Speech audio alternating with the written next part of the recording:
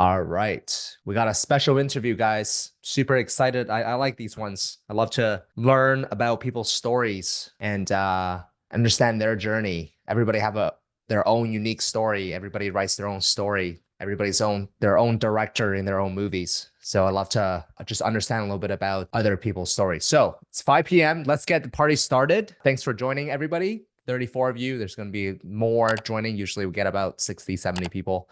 So people will be slowly joining here. But like I said, guys, tonight we have a very special guest. His name is Pat. And Pat and I actually met online, not on a dating site, on Instagram. But Pat just like sent me a message out of the blue one day, and he wrote a very, very lovely message, actually. He basically said, I'm Pat, been following me for a while, sold my business, worked with Chad, which is my life coach. And it was, a game changer. Just want to say thank you. So it was a very, very heartfelt, lovely message that I appreciated very much. And Pat and I got connected and just hopped on a call, understood a little bit more about his story. And it's crazy, man. This guy was working a 9-to-5 job while building a multi-million-dollar business. So he's going to share a lot. I know many of you work a 9-to-5 job right now as well. And many of you are looking to quit your 9-to-5 and transition online full time to work for yourself full time. So Pat today is going to share a lot of insights on how he was able to make the time and,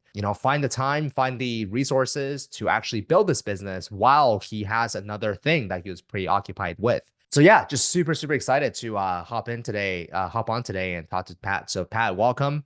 Thanks for taking the time to talk to us. Yeah, thank you, Tom. I appreciate it. Look forward to jumping in. And you're right, it is a journey. We write our own stories, and we're doing it every day. So there's more. There's more that we're all writing as we Yeah, speak. So yeah, absolutely. excited. So Pat, like I said, we hopped on a call before this and we kind of talked about how I like to do these calls, but Yeah. we usually, I like to go from the beginning, right?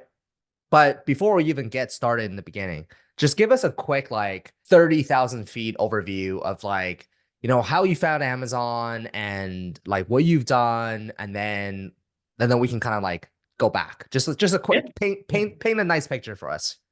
Yeah, so I found Amazon through a good buddy of mine. He got into it. He was having success, and we'd always grab coffee from time to time. And he's like, "Dude, you got to check this out." And he kept on me.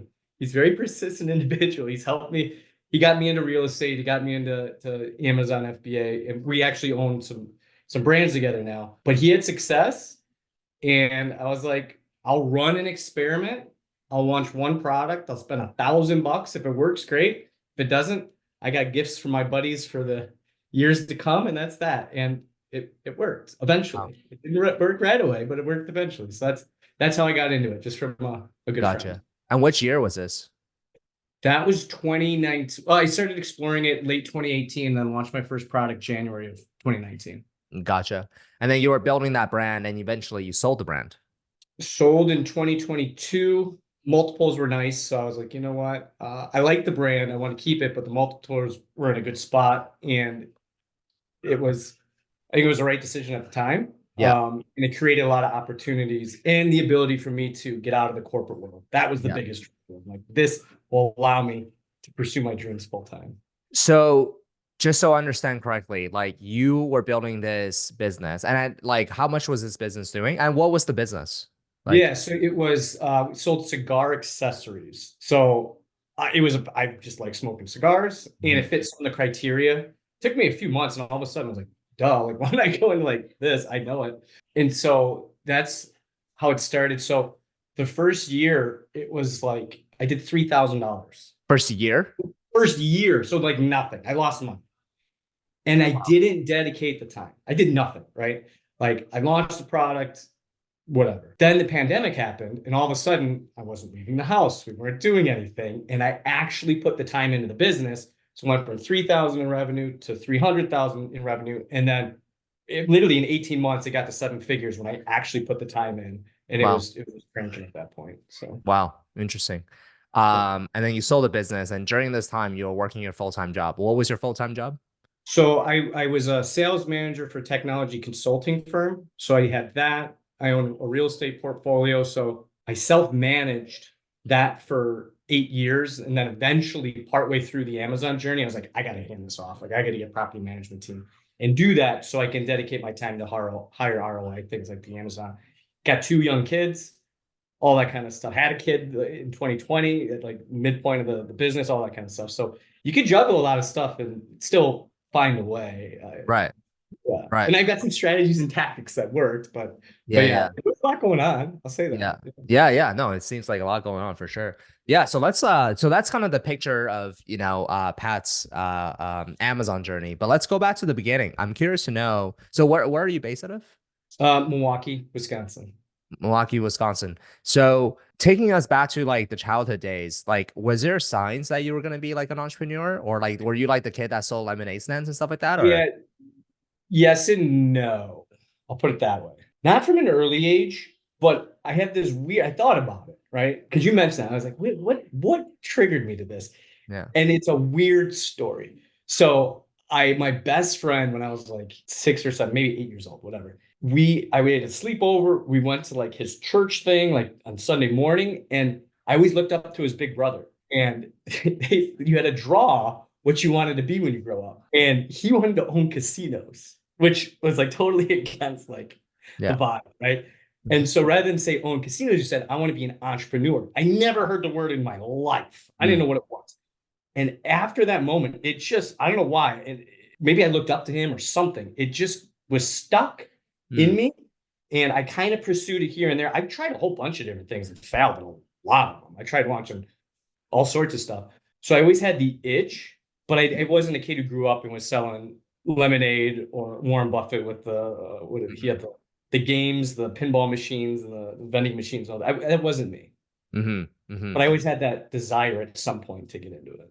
Gotcha. So you mentioned that like you did a lot of stuff, right? So like what were some of the stuff that you did? And Yeah. I guess those So are the things that you kind of yeah, scratch your this was entrepreneurial itch, right? so I tried launching for whatever reason, products was always on my radar. Mm, And this was probably 2012, 2013. I tried launching a shaving company brand, like shaving cream and stuff like that. mm-hmm, And I couldn't, like, the resources weren't the same as they are today. And I mm-hmm, just couldn't figure that out. Then I had some other ideas I was into the craft beer scene. So I was going to make these glasses with inside of the glasses, it would give you kind of a temperature range because certain beers are better at different temperatures. mm. I got all the way to the point where I found the manufacturer of the Coors Light cans that change colors and stuff. And eventually, and it took me forever. And I finally found them, and they're like, you can't put that inside of glass. Sorry. And so like that's that. So I tried like all these, those are just two random examples. But I've tried real estate syndication. I tried starting a company like that. And I Mm. was like, let's quit that one. It's like, I don't know, you just gotta try stuff and see what Yeah, sticks. yeah, yeah. I've So tried you a whole bunch of dabble, yeah. yeah. So you dabbled in a lot of things before you found success with Amazon. Yeah, and always while I had a corporate job. All that was while I had a corporate job. So Hmm. yeah, I've And you've always always been been in sales, or? yeah, always been in sales. So it was 15 years in corporate sales, which is good. I mean, I could have a very comfortable lifestyle doing that, but Mhm. I want to do what I want, where I want, when I want, with who I want. And I couldn't do that in the corporate world. And I knew that. And it's like I gotta find a way to get out. I just Mhm. Mhm. Mhm. So yeah. I love, I think I share a lot of similarities with what you just said about trying a lot of things. Like I too have tried a lot of things. And I think that's actually a very guys, like look, I've gotten to know a lot of entrepreneurs, right? With my network. And once you're an entrepreneur, you meet other entrepreneurs, right? It's like kind of like when you're a mom, you have a kid, you meet other moms with kids, right? You're a hockey player or a golfer, you start meeting a bunch of golfers. So I've gotten to meet a lot of entrepreneurs and I've identified certain patterns among all entrepreneurs. It's like they are all the same kind of like same they've all done the same stuff. So like what you said about I've tried so many businesses that all failed. Yeah, like 99.9% of the entrepreneurs that I know have tried so many things and have failed. And I think that's like a big lesson here is you got to just try things. And each time that you try things and it doesn't go according to the plan, that's okay. Like it never actually goes according to the plan. Like nothing ever goes according to plan. So I think that that's a huge lesson for all of you is you just gotta try things, right? So that's number one. And number two, I would say Like this is a good lesson I learned from my friend. He built a very, very successful business. I saw him last week and we're kind of talking about he's trying to build like a AI company right now. And unfortunately, like it didn't do that well. He's been planning it for like a long time now. And then when he went to market, like it didn't do well and he was like pretty, upset, whatever. But he learned a very big lesson. And the big lesson he learned was he had this like grand vision of what this app was going to be with AI. And once he launched, he just realized that he launched too late. Like he should have launched very, very early. He should have been very embarrassed about his product. He should have got market feedback from the customers because once you're in the mud, you're kind of in it. But then if you don't allow yourself to like jump into the mud and you're just got like always like, oh, I gotta wait for this moment to be perfect, that moment to be perfect, you're just not getting your hands dirty. And once you get your hands dirty, once you're in it, that's when you actually start learning new things, right? So for those that are watching right now, I know many of you probably haven't launched your first product yet. Do the 20 unit challenge, right? Like in my course, I have this challenge where I'm like, like kind of similar to what you did, like $1,000. I'm trying it out. If it doesn't work, then whatever. Although I don't really recommend that mindset because I think it can always work. You got to just like keep trying, like toss another thousand, toss another thousand. You know what I mean? So, but also, Pat, like the other thing that you said was really interesting is you pick something that you were interested in. You pick something like, tell us about that story. So, like, you Yeah. wanted to do Amazon, but you were like 3 months later, you're getting frustrated and you're like, oh, I should just do this thing that I've always been interested in. Yeah, absolutely. And actually, I'm gonna tie back what you just said, Tom, to Amazon as well about trying things. It goes for your products as well. Dude, I've had so many products I'm like, this is gonna kill, it's gonna be awesome. Total dud. And I had other ones, I'm just gonna put this out there because I already got the samples, whatever. I'm gonna put it out there. Maybe it sells a couple of units a day, no big deal. Yeah. And it killed. Those are, I don't know why. All of a sudden, that's like a best-selling product. I thought that was gonna be a dud. Put it out there, it killed. I was like, I don't know. You just got to keep throwing stuff out there. Kill your losers, keep your winners, all that kind of stuff. So just like in entrepreneurship, you got to try stuff. Same with your products. Like just try stuff. It's my Yeah, opinion. yeah, yeah. And Um, sorry to cut. I just want yeah, to gem on that yeah, topic real quick. It's like same as like creating content. So like I create, actually, I'm gonna share two stories here. Like, so I create some content, right? I create content and I'm like so passionate about this one video that I'm about to do. I'm like, man, this one's gonna get so many views. Doesn't get any views. Like my mom and my dad watched it. I'm like, oh, great. And then this one, I'm just like, all right, like I'm just gonna make this stupid video about this stupid topic. Like, I don't think anybody's gonna watch it.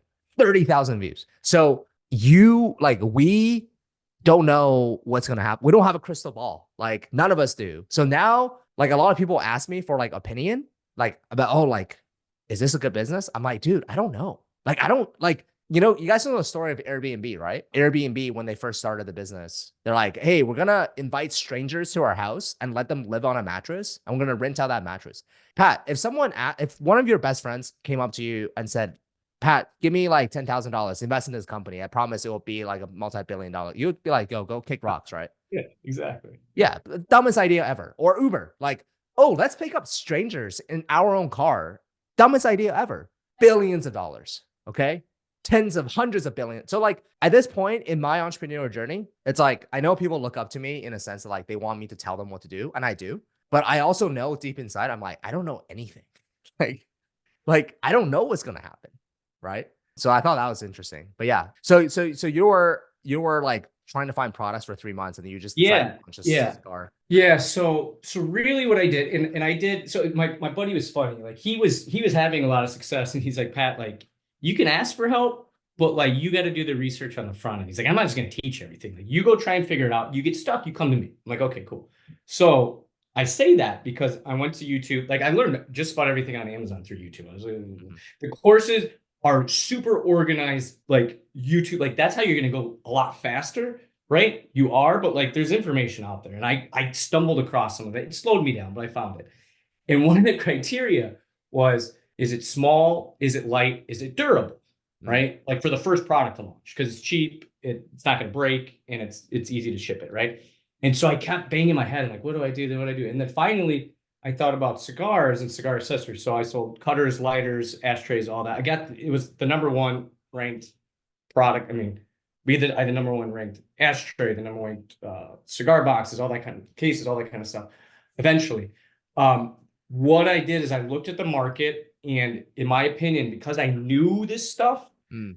I had two angles that I could play. One is I looked at what I bought, and there's Calibri, there's Zycart, these high-end $60, $100 like for a cutter, or there's like the $2 cutter you toss in your golf bag and you go about it. There was not a middle market, and I knew that. I was like, all right. And then I looked at all of the everything on Amazon, and I'm like, there's not really like there's a lot of Chinese sellers, and like they were like showing products like cutting it halfway. Like I'm just getting into technical, like cutting it halfway the cigar. I'm like, you don't do that. Mm. So like I was like, if I just show these products used in the right way with a little bit better marketing. So I had a buddy who he did photography. He's a wedding photographer, and I had him, and he had this mahogany table, and we put the cigars out there, and we had the whiskey glass next to it. And all of a sudden, that's what attracted people to it. And then I started to front run the market. So what I did is I'd go on Alibaba, like every night I was just watching TV or doing something. I would just type in cigar and then new.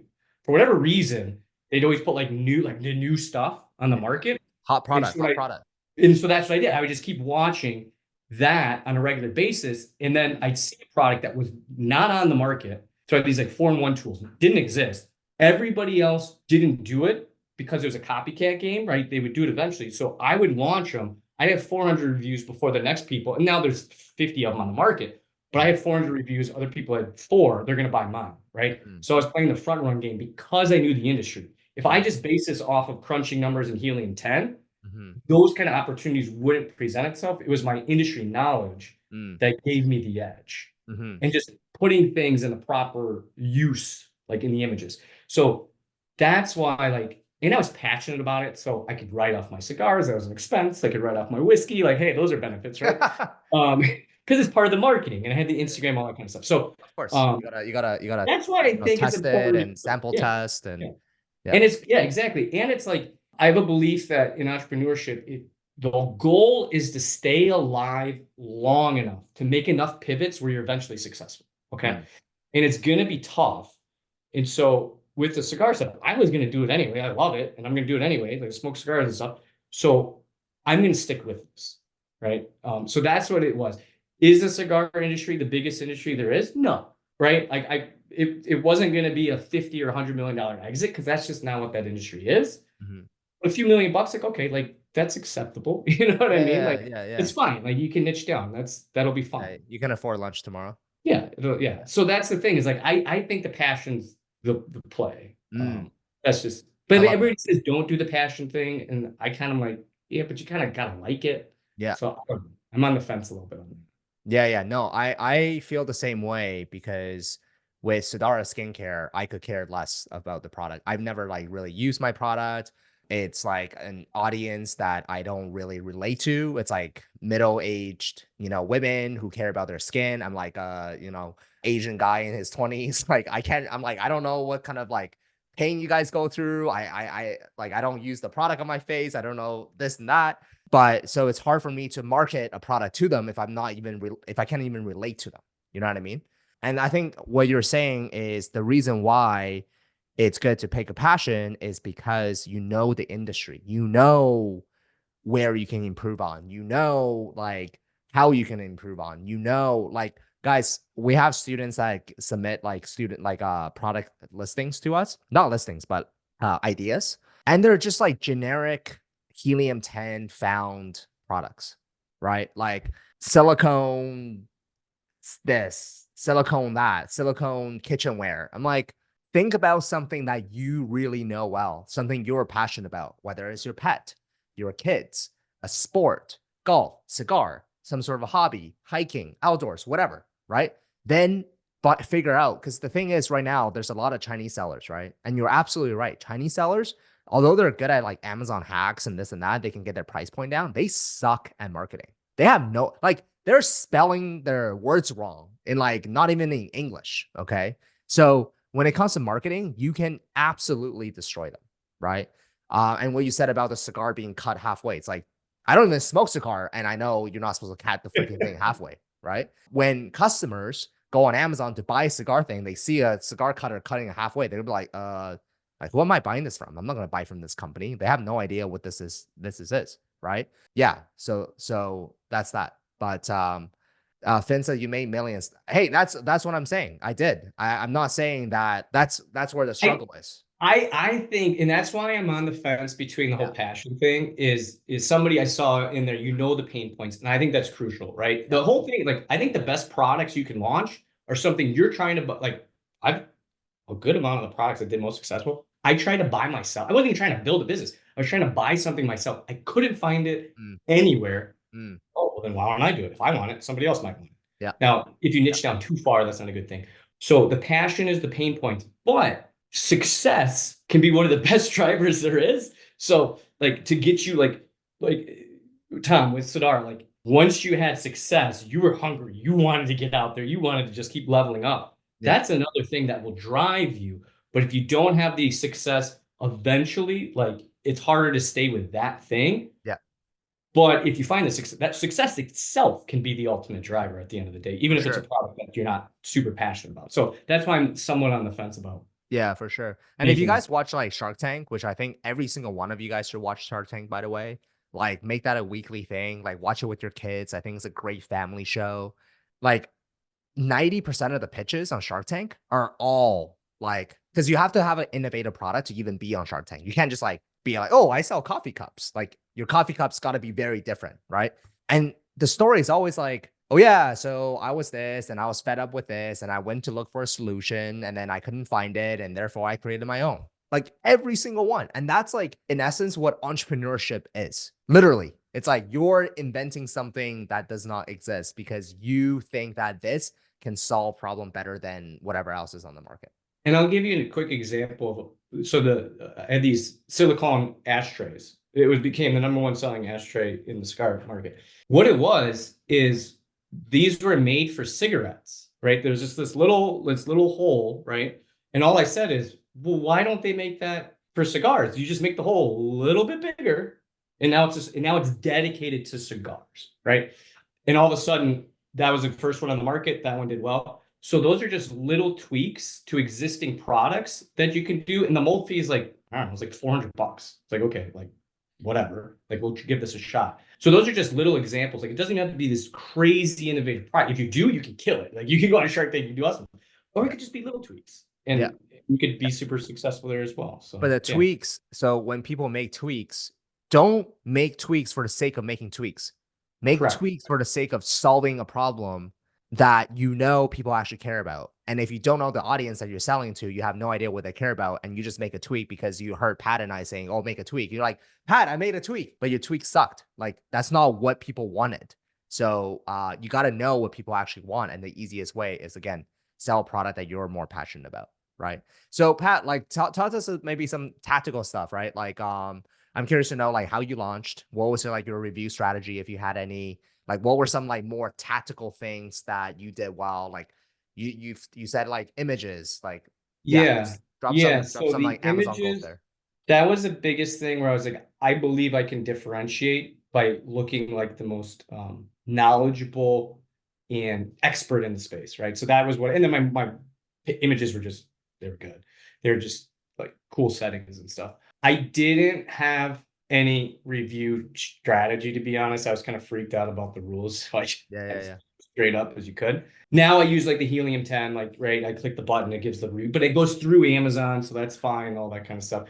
I never got into that. I got buddies that did. I never got into it. I was just, I don't know, I guess too scared to try anything outside the box on that. The strategy was also like, what do I want? What do I like? What can be the first? Eventually, my game was how do I front run the market? How do I launch products that aren't out there and be the first one to market? That one was successful. Now I use a lot of AI. Like now I'll talk about what I do now. Like I use a lot Yeah, yeah. of AI in my images. Because you get the 9 images and I'll do a lot of like the lifestyle images. And then sometimes, so I've got these golf products, I just do like splash art. So it's the product and then splash art around it. And I don't know, it's just like you don't see anybody else doing like the way that I was doing. I was like, okay, it differentiates whether it works or not. It's something a little different. I think if you make your product listings a little different, that'll work. I'm just trying to think through. I feel like a lot of the stuff I do is just following the basics, like the fundamental. If you do the fundamentals, so what I started to do, I created an SOP, right, a standard operating procedure for a launch, right. So I get the pictures, I write up the listing, I use Helium 10 for that. I don't know, I've just got the whole list, and I just follow that playbook over and over and over again, so it's super repeatable. Mhm. What I did that might be interesting. How many, like, I don't know if we can do a poll, but how many people I'm assuming most people have a day job, right? Yeah. I would Most, yeah, type because in that's how you get type in started. like yes if you have a day job. Type in yes. I Yeah. would assume. Yeah. I would assume So most people. here's what I eventually started. I see all these yeses. This is awesome. Yeah. So one of the things I started to do after I had money coming in to do this, I started to record any repeatable task. So now we're getting a little ahead of like launching. What I would do is I would do a screenshot and I talk through, here's how you upload a listing, here's how you tweak this or that. And I would go through all of these. I hired a virtual assistant of the Philippines because they speak English, they're hardworking, they're great. And I offloaded as many repeatable tasks, which is pretty much, there's a lot that you can get rid of. In my opinion, at the end of the day, if I could identify new products and strategically think through marketing and just keep these things in stock, that's it. I mean, that's if I have to distill it down to three things in Amazon businesses: Mm, good product, you got to have eyeballs, that's marketing, and you got to keep it in stock because don't keep it in stock, like all that work, you're gonna have to start over again, right? mm, Get that the rankings back. And so my whole goal was, how do I offload as much of this as possible to a team so that, because I got a day job, I got kids, I got all that kind of stuff. Let's go do that. So I literally I used Asana, like we can get in the weeds if we want. I used Asana and I would just go in and I would just upload and say, watch this video, then go do it. mhm. And then I turned a single task into a weekly task. I was like, okay, now you do this on a weekly basis as well. A Loom, Asana and Loom. Yes, I use Loom. I switched over to OBS because it's free. Loom like times out and it's whatever. OBS is free, and I just put it into a Google Drive.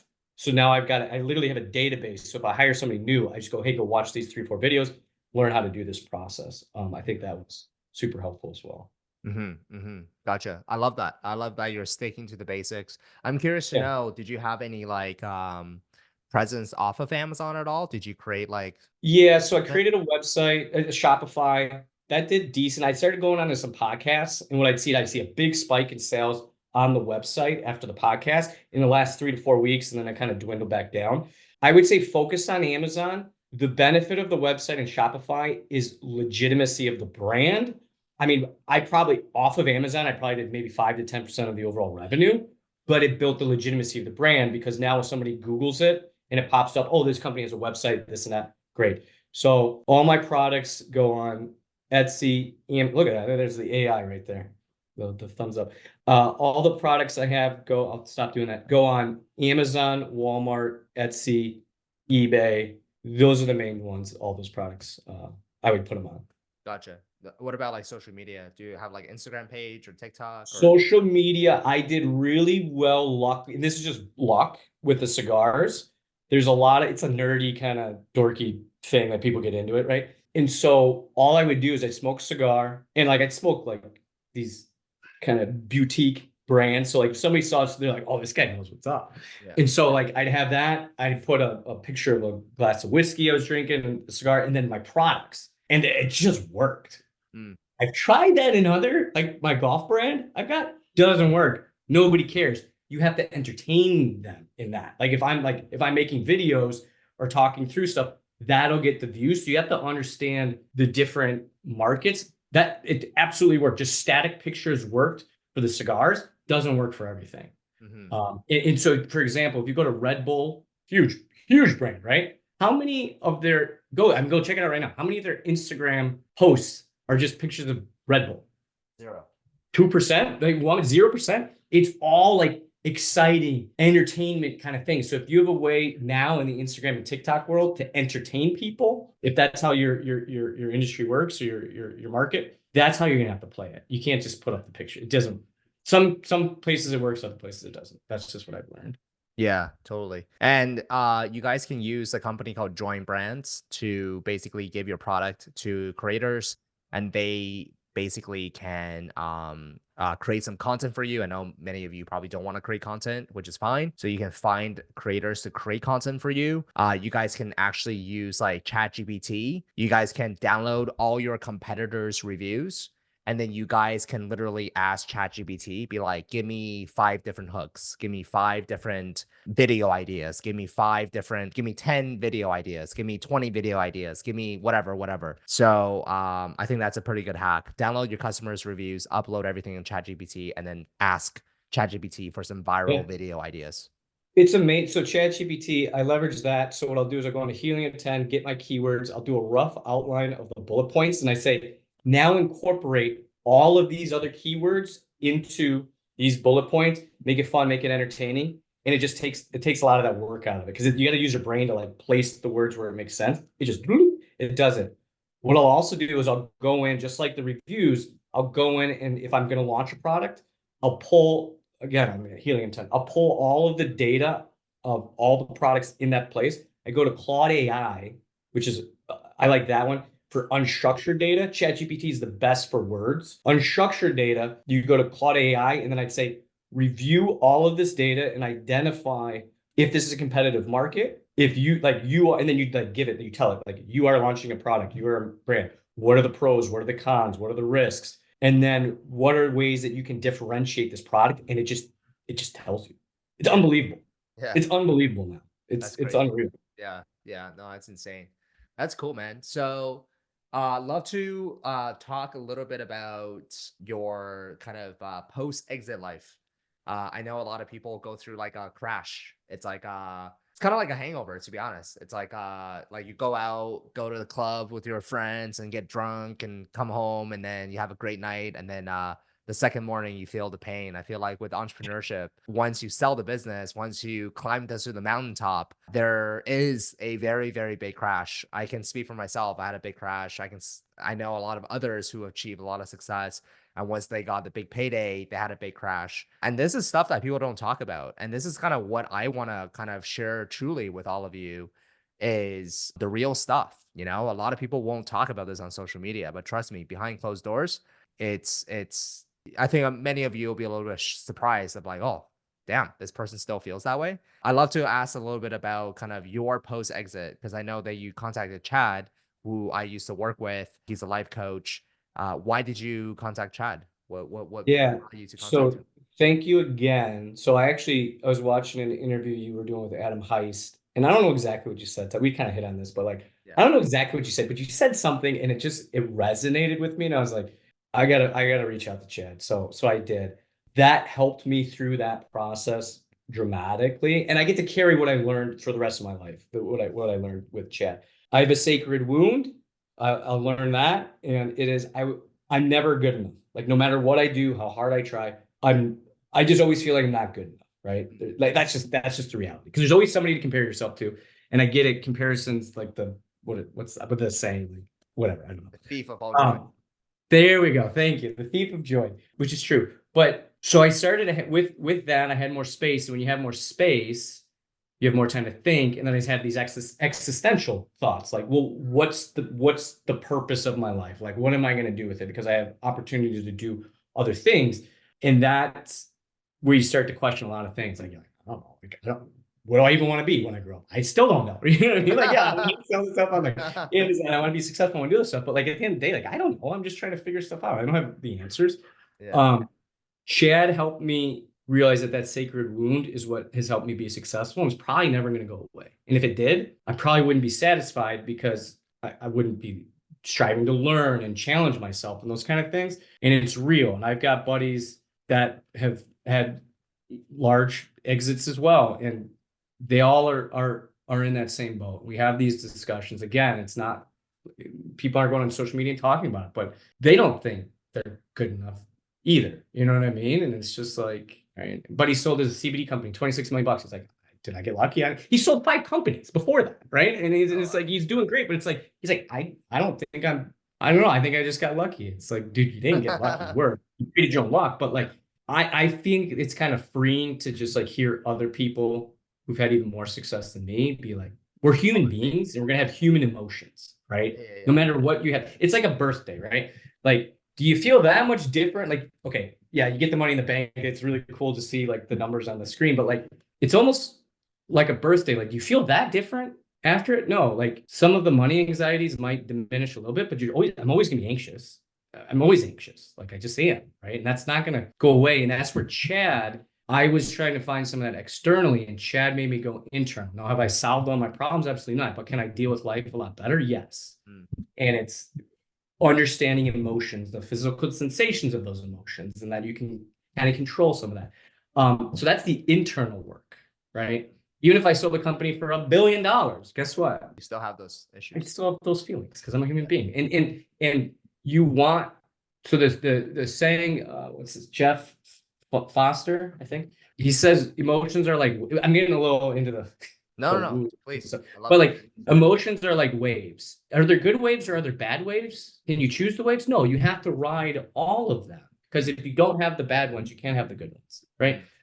So that's something I'm figuring out Yeah. myself, and Chad's done a great job of that. So Yeah. It's kind of like seasons, yeah, right? You can't seasons, yeah. Seasons of life. Yeah. you can't just expect everything to be sunny all the time, or else it's going to be called a desert, right? Yeah. And, And that's not good. Yeah. you don't want to, some people live in the desert, but I prefer, rain is good. Rain is good, and sun is good, and snow is good, and wind is good. But you got to be able to accept that it's all for the good, you know? But in terms of like the feeling of not good enough, curious, like what else did you learn from Chad? So you learned that you felt like you weren't good enough, so you're always striving to do more. So Yeah. like, do you feel good enough now? Like, do you feel like, No, I'll never feel good enough. Like that's yeah, just, you know what I mean? Like that's just what it is. But I've learned to accept it, in that it's a wound, but it's sacred, because that is what drives me personally, hmm right? If I thought I was good enough, I wouldn't push as hard. I wouldn't strive. I wouldn't try to achieve as much as I do, right? So I think that's one of them. The other one takeaway is Chad really helped me narrow in on what's important to me. So one, and I'll just share it. One of them is helping and sharing what I've learned with others, like giving back. And so I'm trying to keep my eyes. Oh, it's just like drive down. How many red cars did you see this morning? I don't know, but if you say you give me $100 for every red car you see on the drive in today, right. you're going to pay attention, right? So I'm trying to pay attention to opportunities to help other people, be authentic to myself, because I was in the corporate world forever and I was like pretending, and I could pretend, but that's not who I was at the end of the day. And I needed to be more authentic to myself.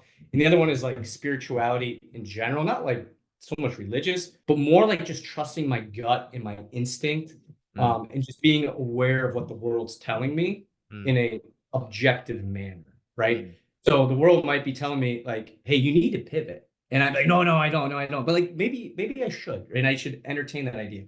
Or there's opportunities that present ourselves all the time. The next business idea, like whatever it is, if I'm open to those things, I think mm, I'll be more successful than mm, just staying in my lane too tightly sometimes. mm. So Very I don't know interesting. if that resonates, but yeah. Yeah, very interesting.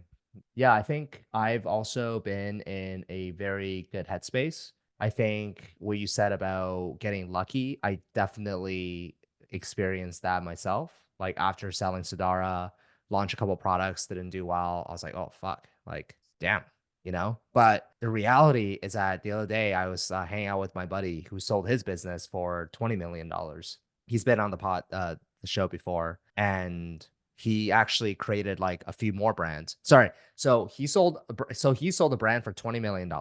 Then during that time, as he was selling, he started another brand. And then that one started doing like even more than the one he sold. So I was like, man, this guy's got the magic touch, right? I'm like, I don't know, like I shouldn't be teaching Amazon. This guy should be teaching Amazon. Right. And then he launched like three more brands, and they all failed. So he doesn't really share it, but like I was talking to him and I'm like, oh wow, like even you can fail. He didn't really bring it up, but as I was talking to him, I was like, oh, so like what happened to this brand, that brand? He's like, oh yeah, they didn't do well. Learn my lesson, whatever. So it's like entrepreneurship, even though you are at the top and even though you sold your business for a lot of money, whatever, it's very, very hard to continuously getting these like home runs or whatever, right? It's very, very hard. Not a lot of entrepreneurs can actually do this like again and again and again and again and again. So it's kind of like a law of averages, to be honest with all of you. It's like for every 5 products you launch, maybe 3 will fail, 2 will succeed, but these 2 will like Mm-hmm.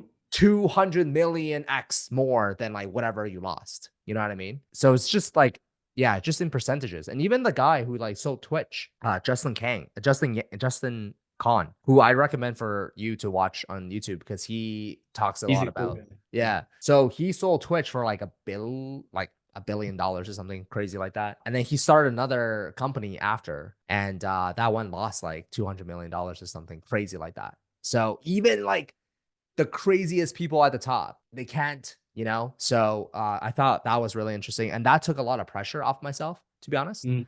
That's like, okay, like it's okay that you're failing because if you're not failing, you're not learning. And if you're not learning, you're just stagnant. It took a lot of pressure off of myself. Well, and the cool part too is wait, you only need to win once or twice in Yeah. this game. Yeah. You just Because got to here's hit the one thing, home like, run. Yeah. yeah, that's it. Or It's even true. a base hit or a double. Like, okay, like It's true. that could be life changing, right? But it's like, Oh, absolutely. I follow a lot of entrepreneurs and stuff on TikTok and Instagram and stuff. And I can't think other than like high tech, right? Like you can get right, but that's a whole different ball game. Like that one's pretty tough, and you got to bring in a lot of investors. I don't know of any other industry or opportunity nowadays that a solopreneur, and you could build teams, but like a person could have these types of exits Yeah. than Amazon. Like I don't like, okay, in Yeah. real, I can know I'm in the real estate game. I know a lot of guys in real estate, super successful, 20 years though, Yeah. 20 years to make the kind of income that you can make in Amazon with one good brand. It's true. Yeah. Fine. Well, then take a few losses along the way and just get that one. And you're Yeah. going to learn something about every step of the way. And Yeah. that's what I like about Amazon is I don't know how many other industries, there's all these 20-year-olds on Instagram Yeah. that have sold for millions and millions of dollars.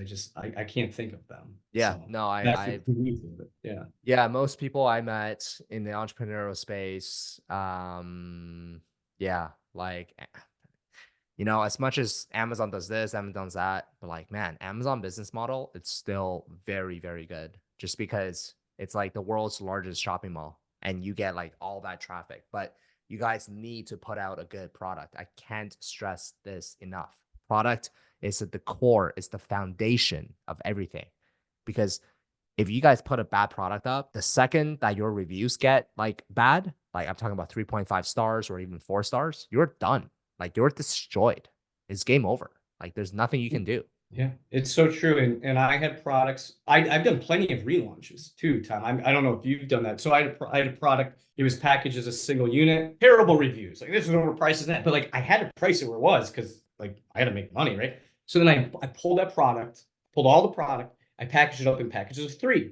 It killed. It did great. The market wanted multi packs and they didn't want one. That was just one example. And yes, you have to do the barcode labels again. You got to relaunch it, all that stuff. But that was worth it, right? That's just one example of you can fail, but even the exact same product repackaged a different way can be successful.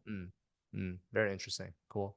I want to open up some opportunities for people to ask, pass some questions. We got about 10 minutes here. Any questions, please post it in the chat. So what did you do with all your money after? How did you celebrate? Yeah, no, that's good. So, well, I make the joke I bought a few pairs of socks. Yeah. I'm joking.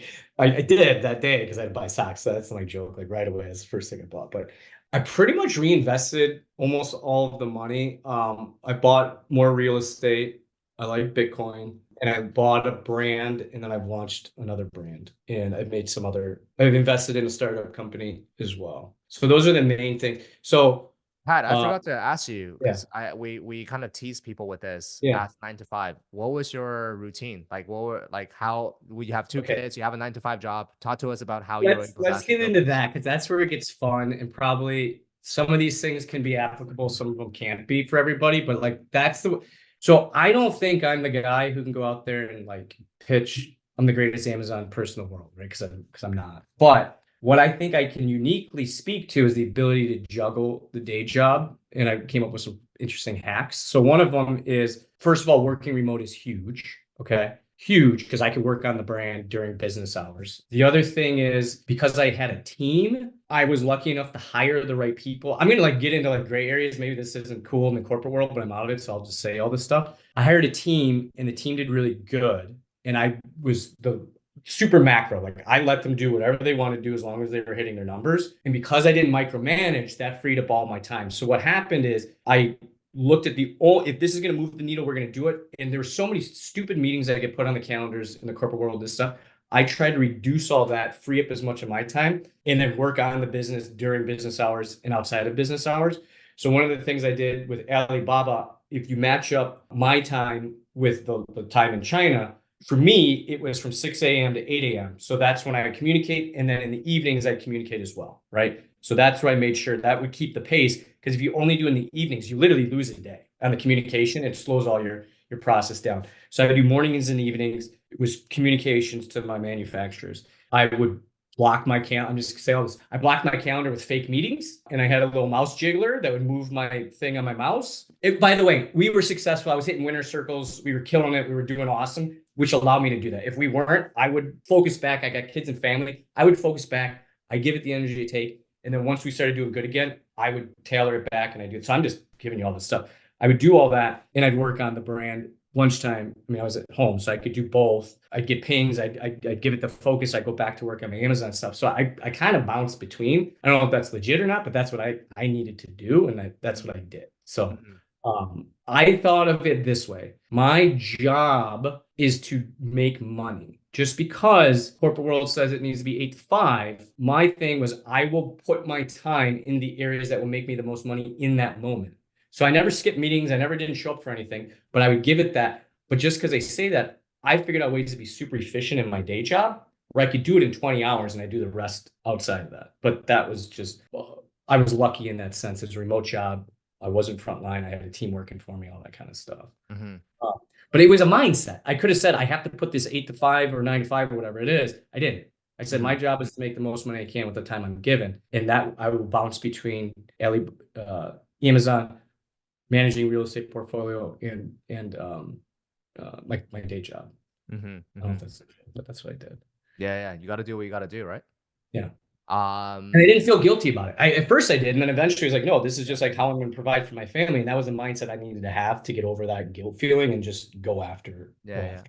So the first year you did like $3,000 in sales. So I'm gonna assume that you literally posted the product up on Amazon. You didn't do anything after that. I did almost nothing. Yeah, you did almost nothing. I did almost nothing. So like, how did you bring it to like $300,000 like the next year? I just gave it time.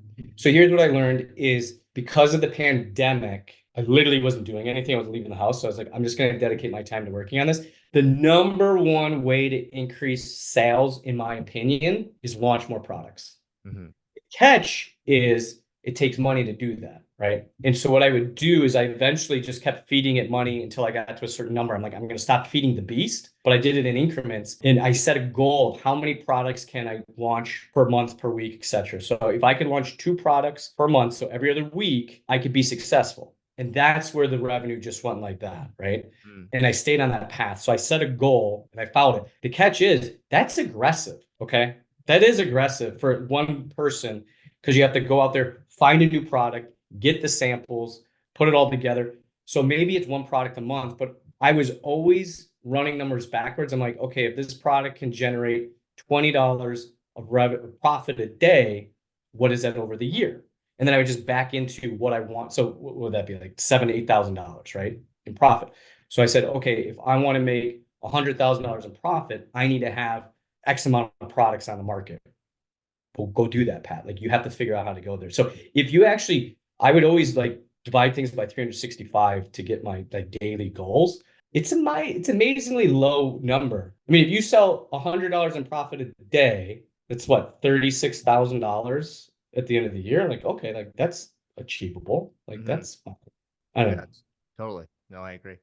Cool. Awesome. Well, Pat, I appreciate you coming on. Thank you for sharing a story. How many of you feel inspired after this call? Type in yes in the comment section.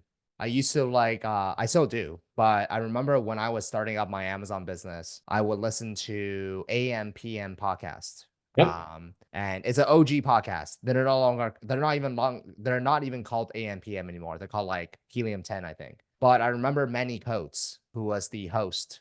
He used to basically interview successful people. And I just remember like going to work, listening to these podcasts. And I was like a young techie like guy. And like, I know how to work the computer. Like, I was making pretty decent money in my day job. And I would just listen to these stories of these like very, very, very average people, right? Just like with an average life story, just like literally your next door neighbor, like who has the same job as you, whatever, and like they hit $1 million in sales. And I'm like, I just kept on thinking to myself, I'm like, and they will tell everything. It's not like they're gatekeeping secrets, right? They're like, this is what I did, and this is what I did. This is step one, step two. And I keep hearing the same. I'm like, if they can do it, so can I. And I always, guys, like, I don't know how I got this, and I can't really teach this to a lot of you because I now starting to believe this is like a gene almost. But like, whatever it is, I always think if this guy can do it, so can I. I always have that. Like, even in golf, right? I'm down to like a 11 handicap. And this is my There we go. second, this is There the we beginning go. of my second season, man. I played golf for less than 2 years. I think that's pretty good. That Okay. is really good. It I broke is. 80 last week. So like people chase a long time to break 80.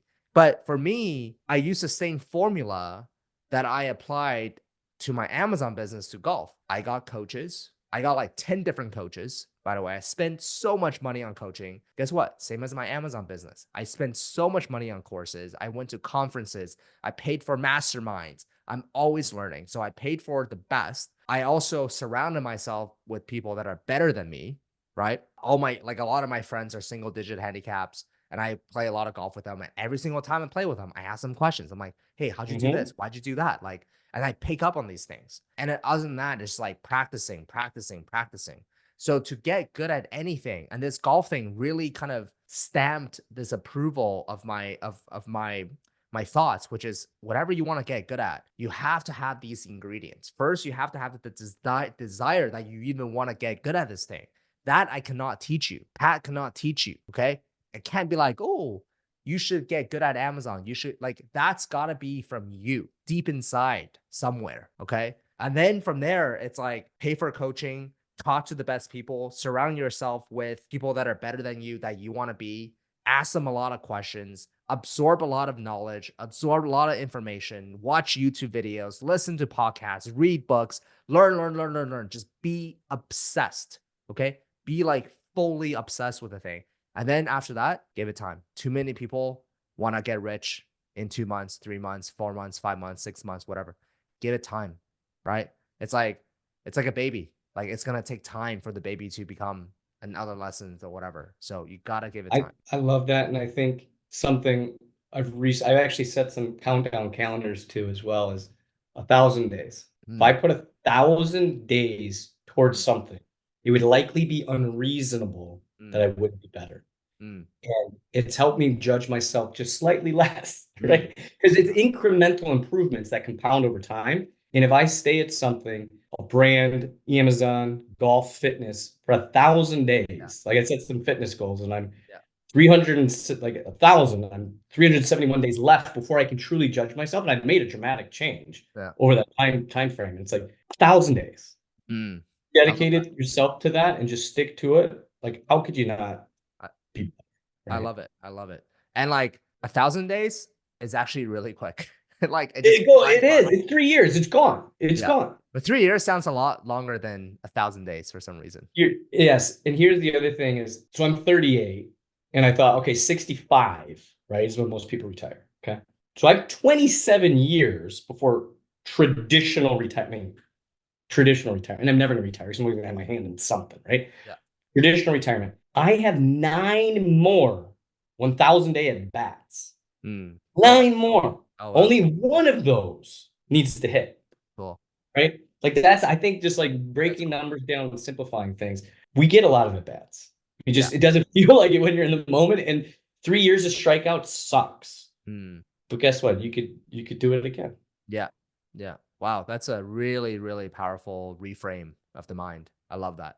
That's a really, really cool way to view it. So awesome, guys. Well, get to work, people. Got a business to build over here. So thanks again, Pat. Really appreciate it. A lot of people appreciate you for coming on. And thank you everybody for coming on. By the way, guys, next week we have another special guest. His name is Josh. I met him at a mastermind, and this is more applicable to people that already have a product up on Amazon. So it's going to be a lot more advanced. But even if you don't have a product up on Amazon, I still recommend for you to come on. Why? Because you get to learn a lot of stuff.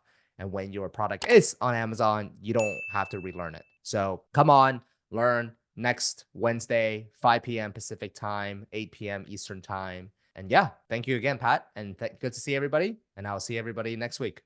Have a good Thanks. one.